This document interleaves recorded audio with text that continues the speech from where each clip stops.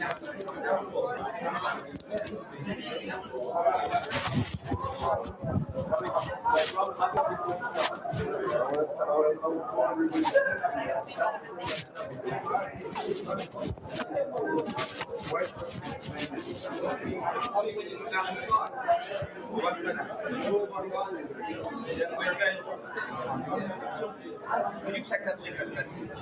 afternoon.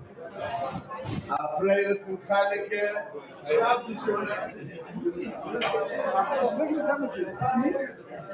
Chanukah, of course, is about Oid HaTorah VaHaMitzvah, the light of Torah and mitzvahs. And this year's Yakikala timing corresponds with the time of Chanukah, and as I mentioned yesterday, how special it is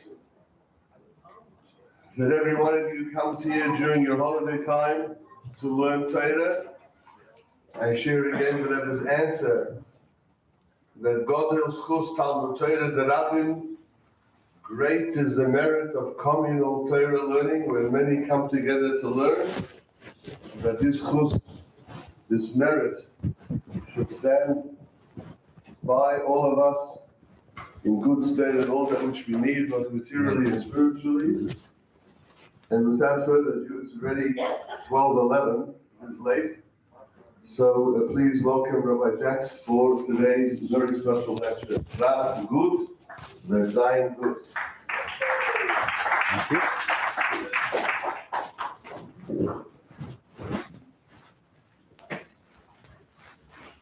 Okay.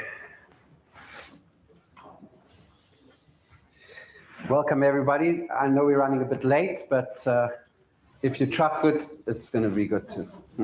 We'll get there. So, for those that were here yesterday, you will have heard that this series of lectures is based on my upcoming book, and the fundamental framework of the book is the peace system, the peace framework. Peace stands for positive thinking, which is the power to shape our destiny, and that's going to be the topic of today. Tomorrow we're going to look at embracing challenge when things go wrong and how we're supposed to deal with that. Then we're going to speak about appreciation or gratitude, then certainty, bitachon or trust, and then the final E stands for empathy. So as I said, today we're going to be focusing on the P, which stands for positive thinking. So I'm going to tell you a story. When I was a rabbi in Montreal, Canada, I had a shul, and my seat at the shul was in the front of the shul. So I would sit in the front, and I would face the entire congregation. So everybody was looking at me, and I would face out to the congregation, and there were two gentlemen that sat next to each other. One of them was a Holocaust survivor. I'll call him Mr. E. And he was the most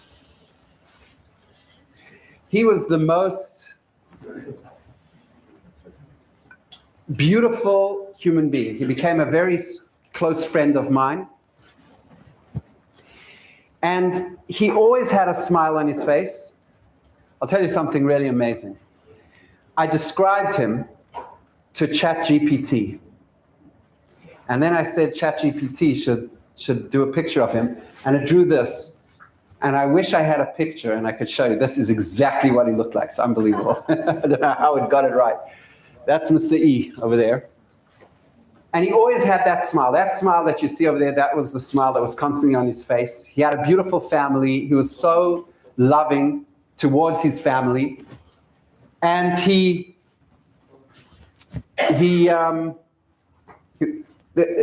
everything was always good. You asked him how he was. It was always amazing. Baruch Hashem. Everything was great. And he was really a beautiful, beautiful soul, a beautiful human being. Next to him, there was another man, I'll call him Mr. B. And I described him to ChatGPT, and it's unbelievable. It's unbelievable how close this person looks exactly like Mr. B. Unbelievable. It's mind-boggling. I don't know how we got there. That doesn't make any sense. But anyway, Mr. B was born they're about the same age. He was born in Canada. And everybody tells me he had a really good upbringing, kind of upper middle class family. He became an accountant. He went to university, became an accountant. He started a practice. The practice thrived. He did very well. Also has a tremendous family. His children are amazing, each one accomplished, full of nachas. He has a wife that dotes on him. I mean, he really lived the most amazing life. Like, I mean, obviously not, but it would seem the circumstances of his life were very beautiful. And yet, he was so negative. Oh my goodness, this guy was a cynic. I never said a sermon that he liked. Not even one. I mean, sometimes you got to hit one of them out of the park. No, everything was terrible. It was too long. It was too short. It was too complex. It was too simple. Nothing ever was good enough for him, Mr. B. And so there I was, sitting in my shul, looking out at the kehillah, at the congregation, and seeing these two men. They sat like third row from the front, very hard to miss. And I looked at them, the one with his beautiful smile, the other one with his scowl, his permanent scowl. And I went home and I told my wife one Shabbos, I remember I came home and I said, you got to make sure I never end up like Mr. B. As I age, I don't want to be that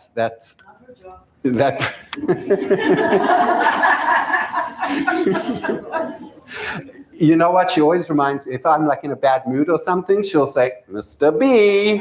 And I'm like, okay, fine. I'll get it. I was on to something, because there's a number of scientific studies that show that people who have a positive outlook have tremendous advantages. Hold on a second. I'm just going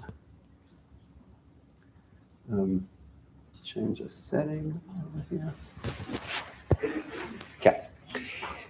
They live longer. People who are generally positive live longer than people who are scowlers. They experience less depression. They reduce the risk of cardiovascular disease, Yenamachla, stroke, all sorts of terrible diseases. They have lower occurrences of those diseases. They're better able to cope when they have hardships. They have greater resistance to the common cold. So just being positive makes you less likely to get sick. They are more creative, and they have better relationships, because everyone likes to be around positive people. So they enjoy better relationships. And these are all scientifically, they've studied people who are positive, negative, and over time, they found that if you have a positive outlook on life, all these things are true. Now, there's Alameda, which is a place in Alameda County in California. They did a study in 1965. What's that?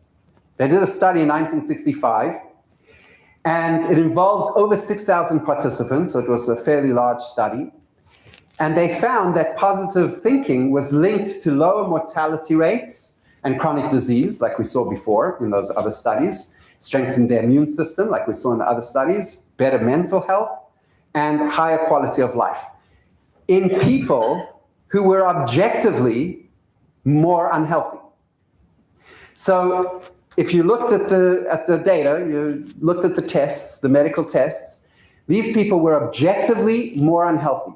But because they were positive, they had the benefit of all of these things. And it was, as I said, over 6,000 people, and they followed them for a couple of decades, for about 20 years.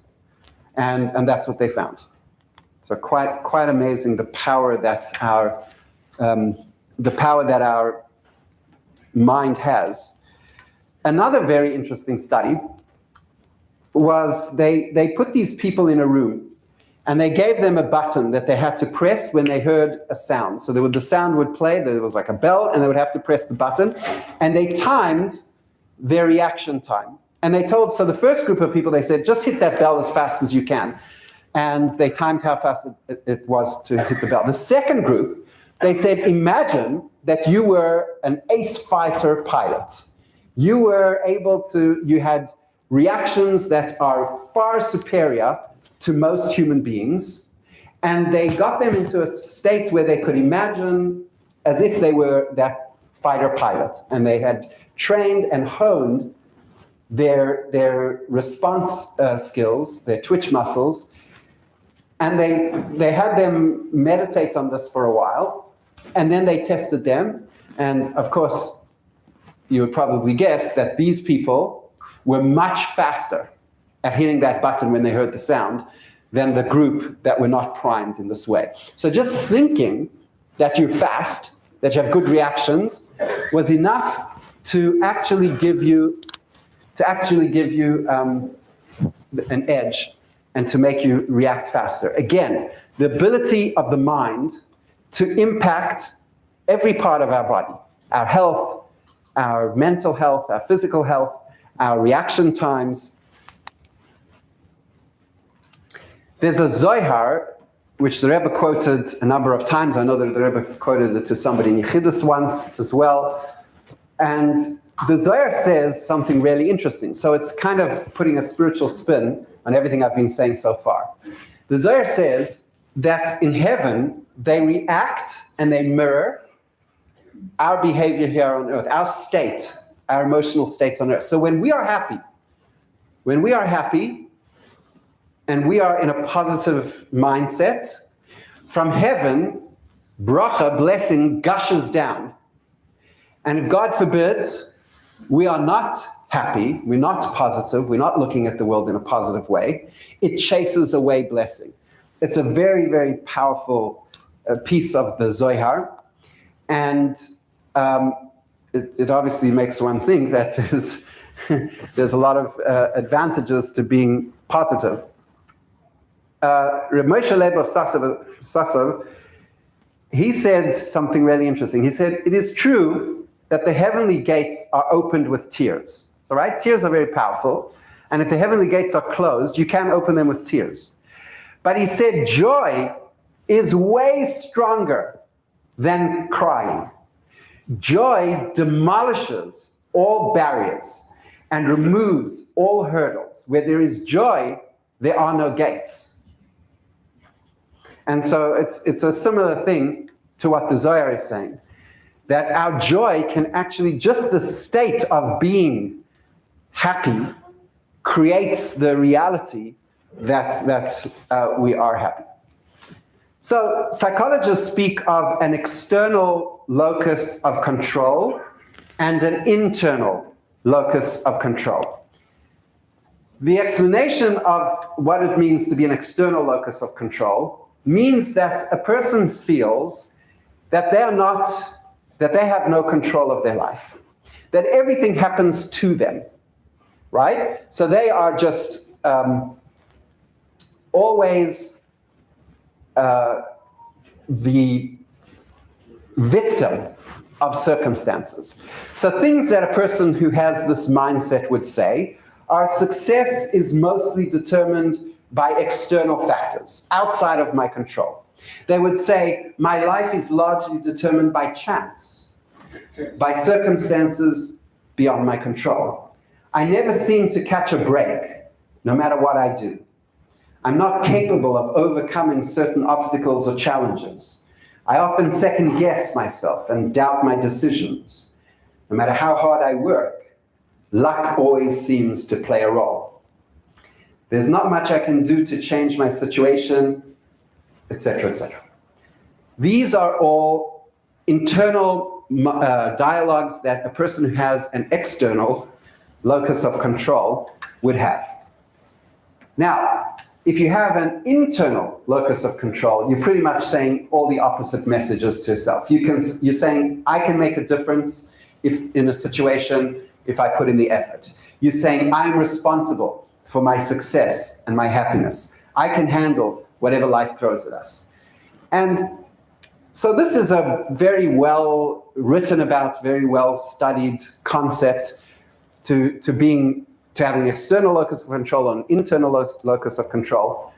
And I was trying to think, like, what would Torah say about this? What would Hasidus say about this? So obviously, as we've been learning in the morning, bitachon is having trust in Hashem is a very humbling, it's humbling.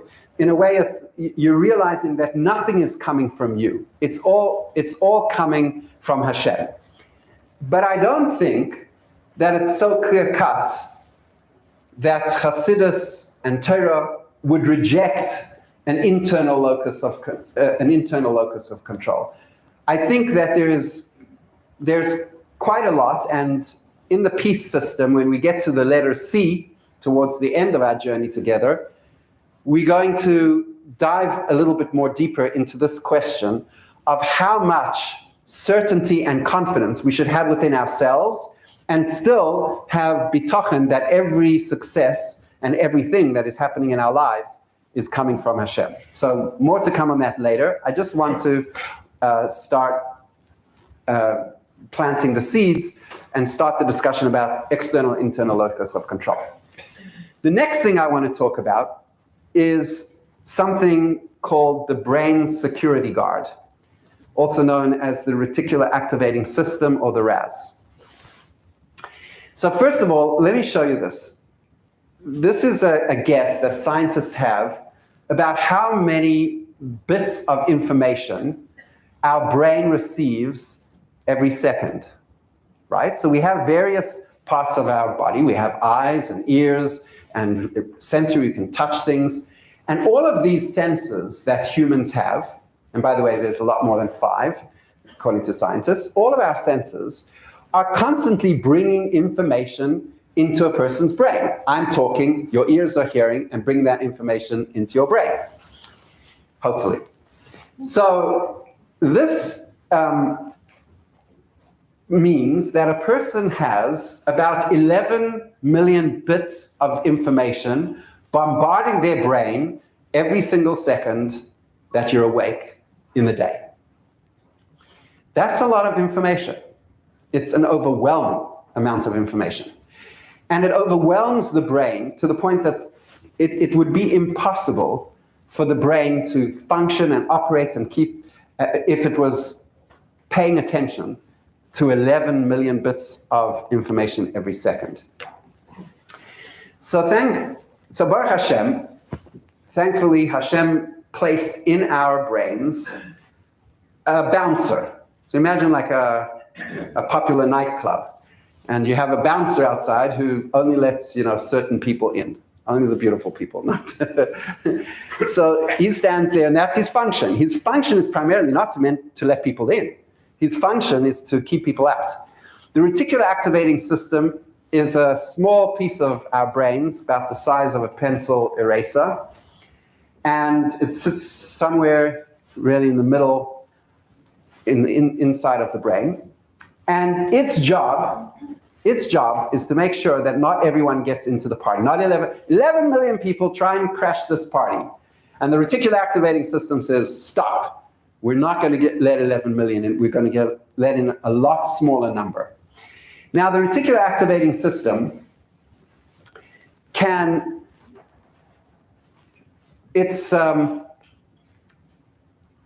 I'll show you it at work. I'm sure you've experienced the following scenario. Let's say you're at a party. You're at a simcha. And a couple hundred people at the simcha. They're in a big hall. And everybody's standing around and talking. They haven't been seated yet. And you're sitting with a group of 3 people. So there's you and 2 other people. And what are you talking about? Fascinating subject. You're talking about the weather. Right? Now, it's quite fascinating. I came here on, Tuesday morning.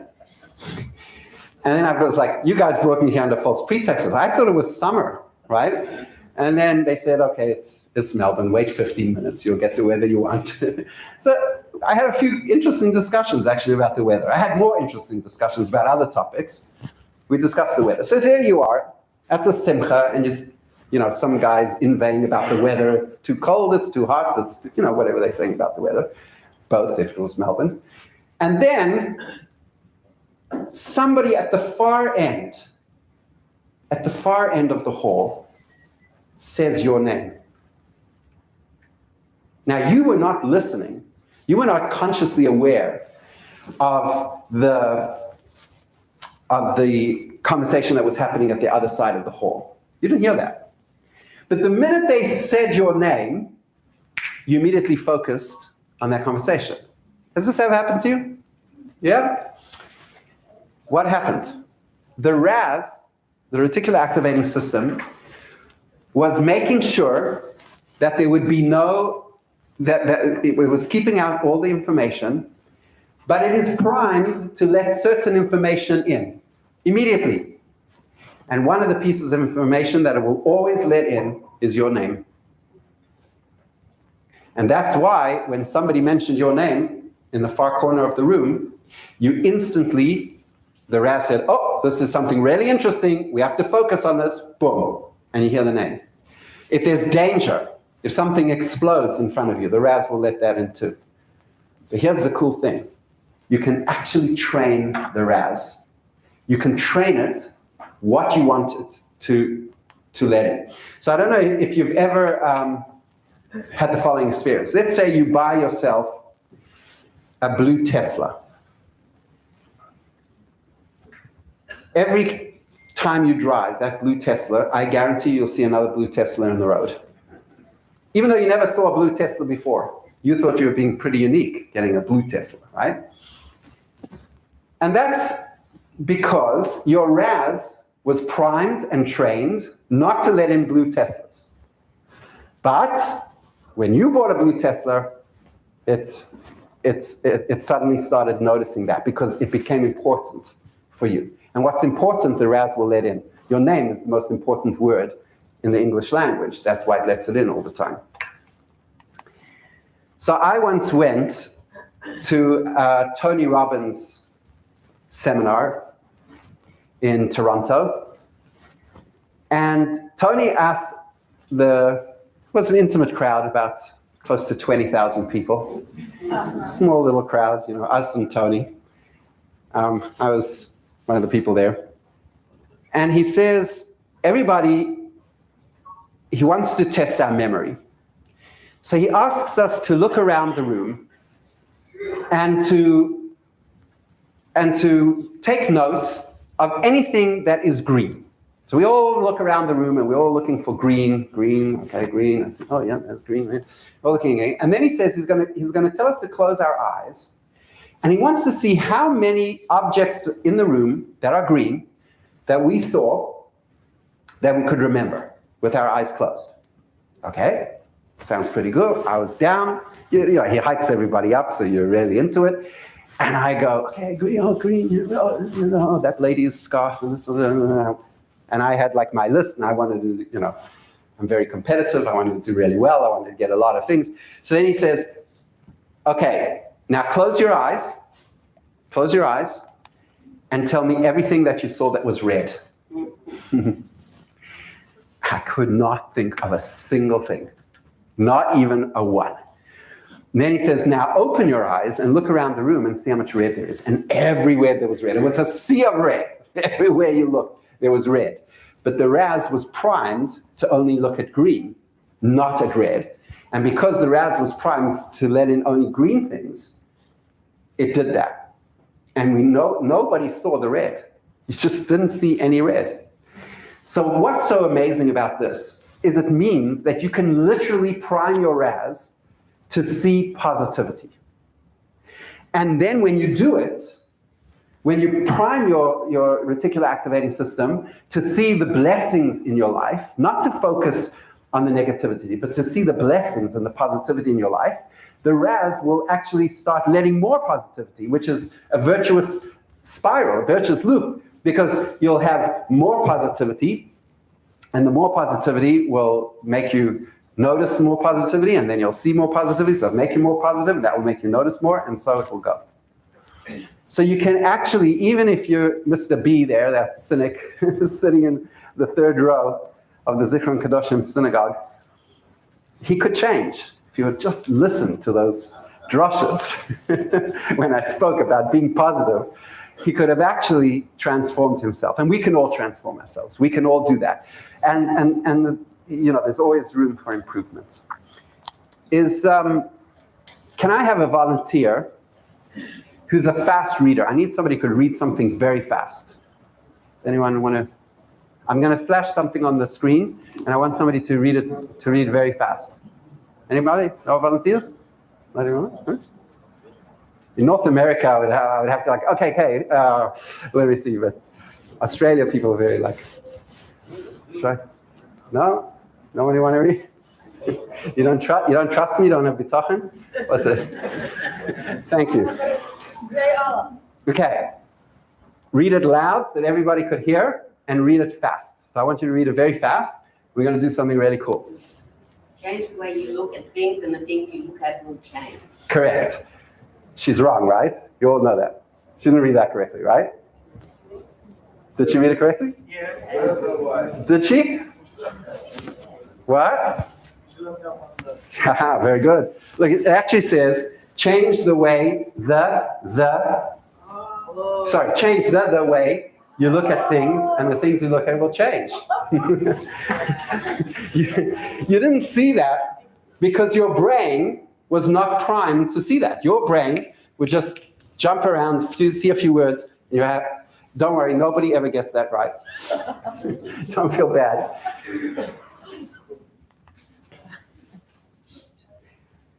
The Zohar says something really interesting, which I think the Zohar says something really interesting, which is definitely backs up what I've been saying all along. Probably it's the source of it. And it's like this. This word over there, I'll read it, don't worry. I'm a trained professional, don't try this at home. This word means besimcha. This word besimcha means joy, means happiness, contentment. Simcha, everybody knows what simcha means. So look what the Zohar says. Look at the letters on the slide and watch how they change. I'm going to change the order of the letters. The Zohar does this. It changes the order of the letters besimcha. Look what they spell out. The word machshava. The word machshava means thought or contemplation. So what does machshava mean? What does this mean? That the Zohar is telling us that the word machshava and the word besimcha are the exact same letters. There's besimcha. So you see it's the exact same letters, different order, different vowels, but the exact same letters. The Zohar says this because the way that we have simcha is through our thoughts, right? In other words, if you have positive thoughts, as I've been saying, that will create a positive mood. You'll be generally living besimcha, a life of joy and contentment. It starts from the head, machshava. Now, do you think that the world thinks the same? This is the Zohar, right? So we know that this is right.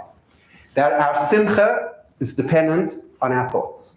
If we have the right thoughts, happy thoughts, then we have simcha. Now, let me ask you this question. Do you think that the world thinks like this? That our simcha is dependent on our thoughts? No. No. I don't think the world in general thinks like this. And I'll use language to try and prove it. So here's the language the word happy in English, right? Which is simcha, happy. It's similar, etymologically related to these four words. Happenstance, do you know what happenstance means? It means a chance happening. Something that's the luck of the draw. Haphazard means characterized by randomness.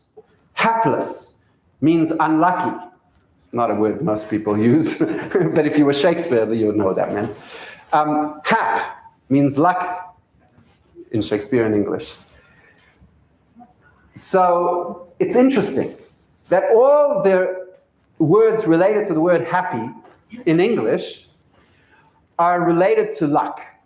Because the world thinks that to be happy, you have to be born in the right family, you have to win the lottery, you have to have the right genes, you have to have the right education, born in the right place, the circumstances of your life. So the world very much thinks that happiness is a function of randomness, of absolute random luck. The hand you were dealt, the cards you were dealt. If you were dealt good cards, you're going to crush it. You're going to be amazing. And if not, there's nothing you can do. What does this sound like? A little bit like the internal locus of control, right? Sorry, the external locus of control, where the person is a victim of their circumstances, not that they're creating their own destiny.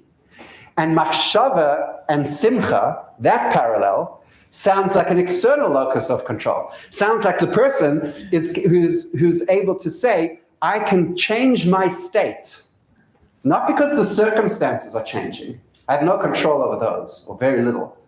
But I can change how I react to those circumstances. I can see it as life happening for me and not to me. So, to quote a great philosopher, me, happiness is an action, not a reaction. Right? And I think the machshava besimcha parallel means that happiness is an action, not a reaction. It's not that you need the circumstances to be ideal before you can be positive, before you can be happy. You create that positivity and happiness regardless of what the circumstances are, because your happiness is not a reaction. That's the English world thinks it's a reaction, but in Hebrew, your happiness is not a reaction to the word, Lashon HaKodesh. So if we go back to my peace framework for a moment again, all of these 5 steps, they actually have a common denominator. And the common denominator is that Hashem gives us agency, which means that both in terms of positive, we've seen the simcha machshava connection, that we can look positively at the world. We will learn tomorrow about embracing challenging moments and reframing those challenging moments. Again, that we don't become victims of those challenging moments, but we reframe them. Then on Sunday, Mitzvah Hashem, we'll learn about gratitude and how powerful gratitude is, to see that and to focus your raz on all the things that are going on in your life, which are positive and beautiful and blessings, rather than focusing on the negative. When we speak about bitochen, trust, and that Hashem gives us everything we need to succeed in the ways to fulfill our purpose and our mission in this world, we'll see again that there's agency there. And finally, when we speak about empathy, about giving other people and serving other people, we'll see how that is the greatest agency, that we can actually impact and affect the world and make the world a better place.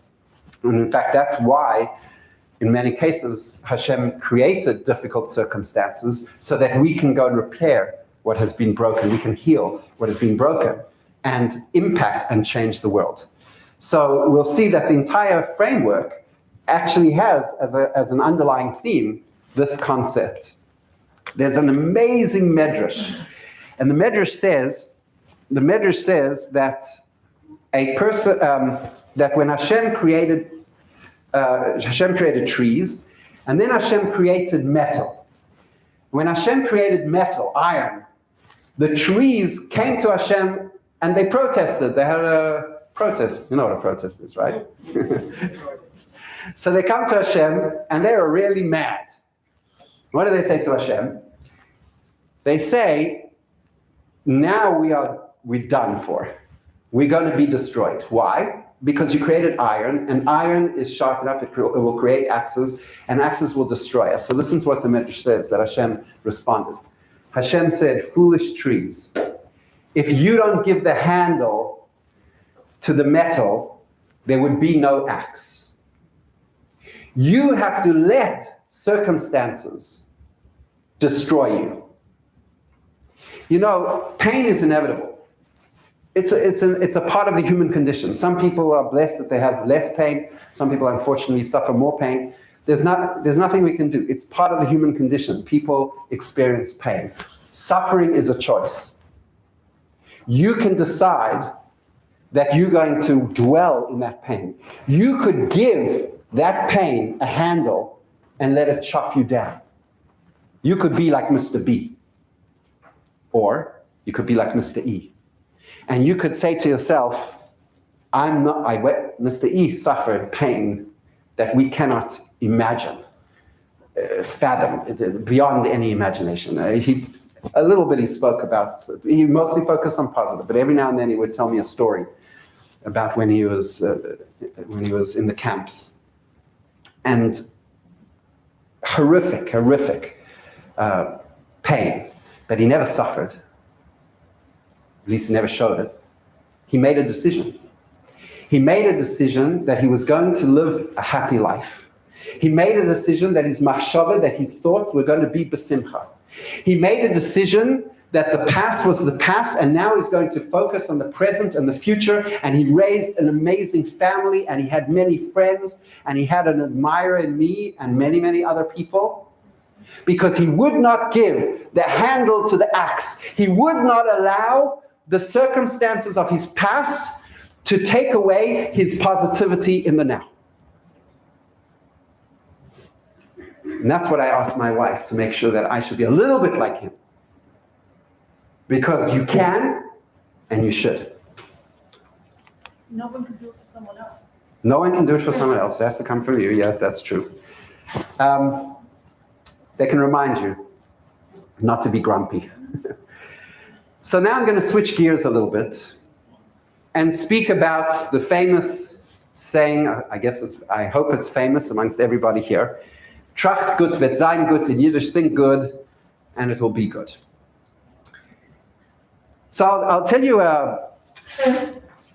there's a very interesting letter that the Frierdiker Rebbe writes to a father. So let me tell you a little bit about this letter, and then and that will be our introduction to Tracht gut wird sein gut. This father, so it must have been in the 40s, in the 1940s, before 1950, and a father had a son who went on an airplane. And in the 1950s, airplanes look like that, hopefully minus the smoke, but everything. And the airplane went missing. And they could not find the airplane, and they did not know what the fate of the passengers of that airplane were. So the father writes a desperate letter, one could imagine, to the Frierdiker Rebbe. And he asks the Rebbe, I guess, for a bracha. And the Rebbe's response, the Frierdiker Rebbe's response, is that he answers the person and he tells the person a story that happened with the Frierdiker Rebbe's great-grandfather, the Tzemach Tzedek. And he says that a chassid of the Tzemach Tzedek, Reb Michal Berliner, had a son. And that son also was in a very horrible situation. He was deathly ill. He was lying in his bed, deathly ill. And the doctors, they didn't have much that they could do in those days for a person that was suffering with the illness that this child had. And the doctors gave up hope. They said, we are so sorry to tell you, but we'll try and make your son comfortable. He's not going to be long in this world. So it's interesting that Reb Michal Berliner left his son's bedside. That in itself, it's not often spoken about, but I've thought about it. That must have been a hard decision. If you think that your son has only moments left in this world, your child has only moments left in this world, to leave the bedside of your child and travel to the Rebbe. But of course, a chassid does that, and he travels to the Tzemach Tzedek, his Rebbe. And he tells the Tzemach Tzedek about the prognosis of his child, and the Tzemach Tzedek tells him. Now, you might think that the Tzemach Tzedek told him, say Tehillim, give tzedakah. In the merit that your child, the Gemara says this, if you give tzedakah, that your child should be healed. Give tzedakah. Or do some other mitzvah that generates schusim, merit. And then when you have those chusim, that will help your son get better. But the Tzemach Tzedek doesn't say any of that. The Tzemach Tzedek just says, change your mindset. He says, tracht gut. Have positive thoughts. Thoughts that your son will get well. Be certain that he will get well. And that what will happen. In other words, the mechanism to make your son well is just to think that your son is already well. Remember, he is, I don't know how far he was geographically from where his son was, but it's not, I think, unreasonable to say that it was many days' journey to get back to his son. And he comes and he says, so he thinks good and positive, and then I guess he goes back thinking positive, thinking he's going to see his son, running out of the bed, coming and giving him a hug, and that's exactly what happens. When he gets back, the doctors are flabbergasted. Everybody is like, wow, some miracle happened here. And the miracle was precipitated through that positive thinking.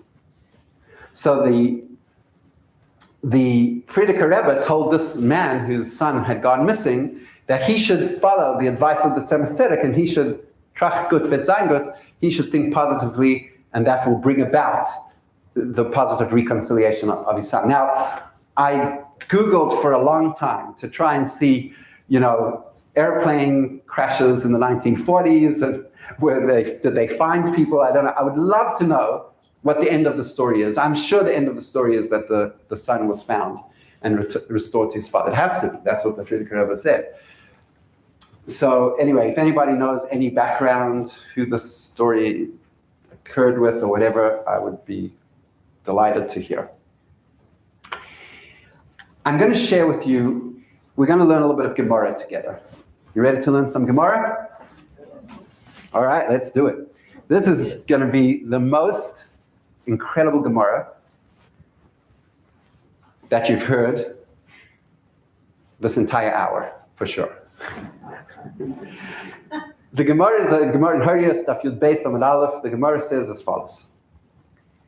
There's a custom, not a custom like a minhag, but people have this behavior that before they go on a trip, now remember we're talking about the Talmudic times, going on a trip in Talmudic times was not so easy. They didn't have premium economy and they didn't have business class. You had to walk on your 2 feet. It was hard and it was dangerous. So this person, whenever somebody would travel in Talmudic times, when people would travel, they would do a test to see, similar to how we look at our smartphones to see if the plane's leaving on time. They would do a test to see if they would return alive from their trip, right?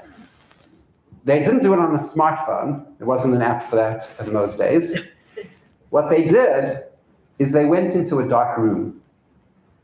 And the Gemara says that if they would see the shadow of their shadow, what's the shadow of a shadow? If you see a shadow, sometimes you see there's like the dark shadow. There's the shadow that has the most intense part of the shadow, and then there's like a little lighter part of the shadow, right? The shadow of the shadow. By the way, the Gemara calls it by its Aramaic name, babua, but a shadow in Hebrew is, one of the words for shadow is tzel, and also tzel means protection. So I think this is where it came from. It came from, the Maharsha says that it came from the fact that people felt protected if they saw their shadow, because that was an omen that Hashem would protect them as they went on this dangerous journey. So the Gemara says, Lav milsahi. It's nonsense. The whole thing's nonsense. It has no basis in anything that is, it's not effective. It's not an effective, it gets 1 star on the app store. Nobody's going to use the app because it's a totally inaccurate predictor of whether your journey is going to be a safe journey or not. Okay, so it seems pretty harmless. But the Gemara says, although it is ineffective, entirely ineffective, the Gemara says, don't do it. Don't do it. Why?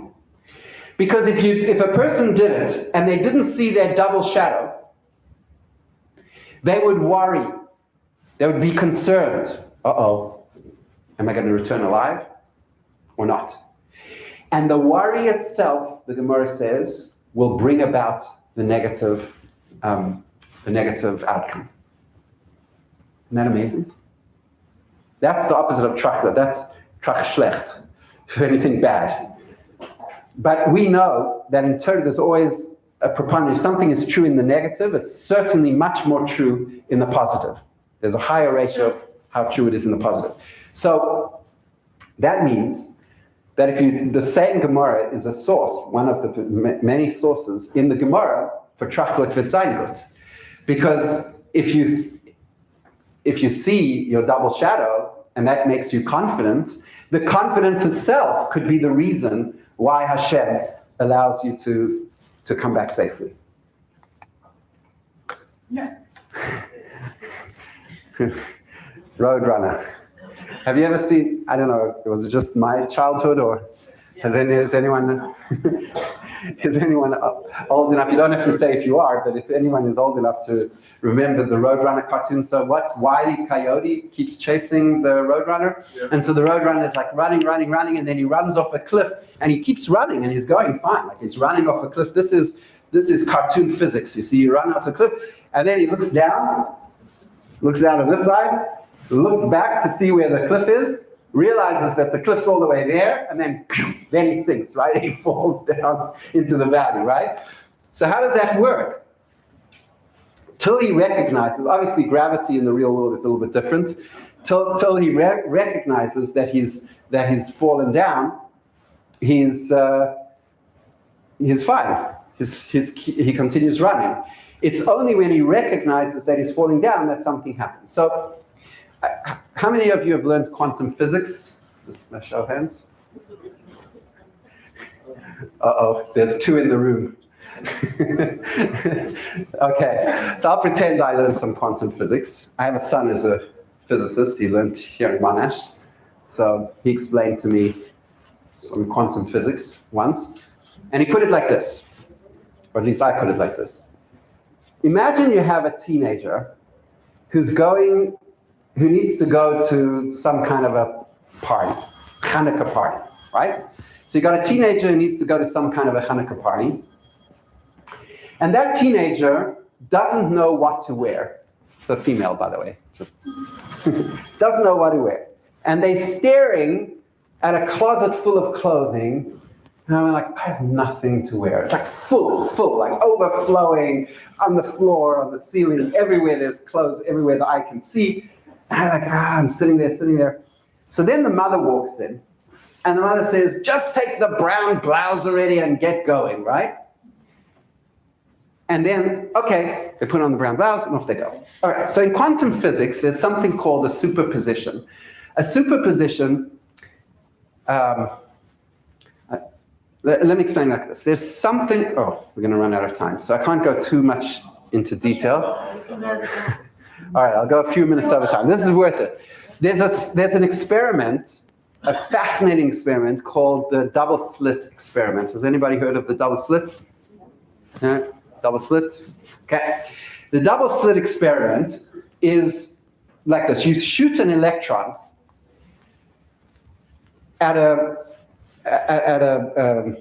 piece of metal. What do they make? It's metal.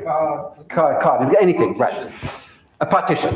You shoot an electron at a partition, and the partition has two slits in it, two little holes. On the other side, there's like an X-ray sheet.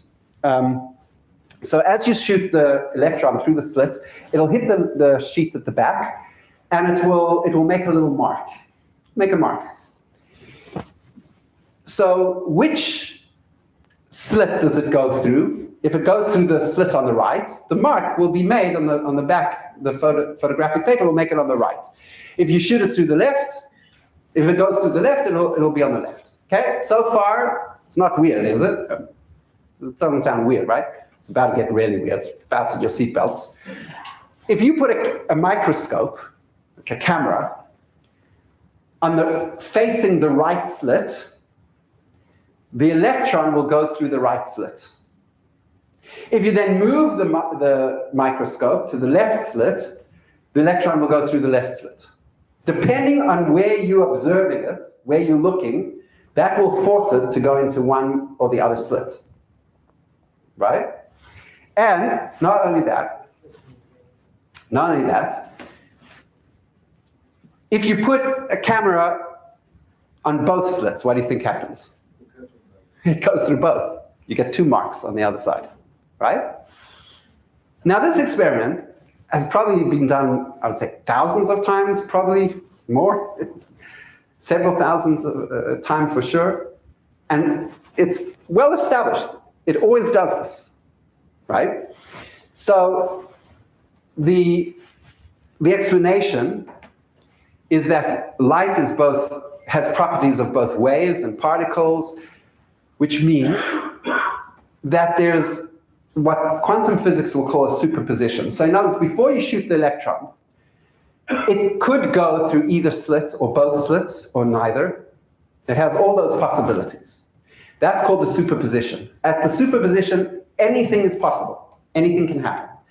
Then, when you shoot it and observe it go through one, it collapses the superposition into a single entity, into a single state. So, if the electron fires through a different slit depending on what you are observing, and that is at the quantum level, tiny, but it is the basis that makes up all of reality. So you're thinking, you're observing, the perspective that you have, whether it's positive or negative in the terms of what we've been discussing, can have a real influence on the physical nature of reality. So they're not so far away when they say, when the roadrunner runs off the cliff, and until he acknowledges that and becomes conscious of it, he could be in a state of falling down or not. Schrodinger's cat, right? Could be in the case of falling down or not. It's in a superposition. And then when he looks down and he realizes what has happened, it collapses into that one single option and state, and he falls to the ground. Can you imagine the power of Trachgut wird sein gut, of everything that I've been saying? The positive thinking, the power of Trachgut wird sein gut, the ability to create your reality based on the thoughts, the machshava that you have in your head. So I'll conclude with this. And that is, I don't know if you've heard the saying, we're all in the same boat. Have you ever heard that saying? Sounds like a comforting saying, right? Sounds like comforting. Yeah, we're all in the same boat. That sounds right. Huh? Depends where you are. Depends if the boat's sinking, that's true. But it sounds like it's comforting, yeah. But it's false, obviously. It's patently false, right? We may all be in the same storm. That can happen. We can all be experiencing the same storm. But the same boat, that's not true. Some people have very sturdy boats. They have very sturdy ships. They're full of positive thinking. And so they can weather the storm, and the boat can take them through the storm and bring them to dry land on the other side. And when they come to dry land, they get off, they're safe, they go through life, they float through life as if they're on a pleasure cruise. Everything just goes great for them. Certainly their interpretation is that everything is going great. And then there's some people who are in rickety ships, rickety boats that are falling apart, and every wave is felt and batters them and pushes them over. And what I want to say, and what the P in peace system stands for, and this is what I'll leave you with, is that you get to decide the nature of your boat. The storm is not up to you. I wish it were. I wish we could calm the waters. I wish we didn't have to have storms. But the boat, the ship that you sail through those storms with, you make those yourself. That's what peace stands for.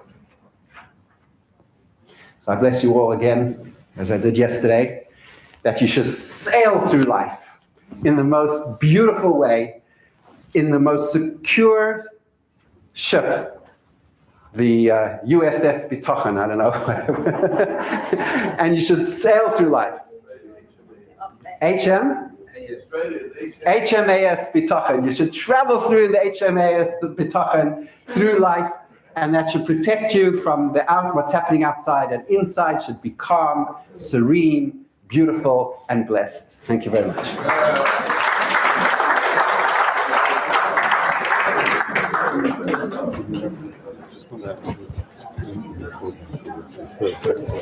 How about the guy again when he puts a certain red on, and the Tachton is angry,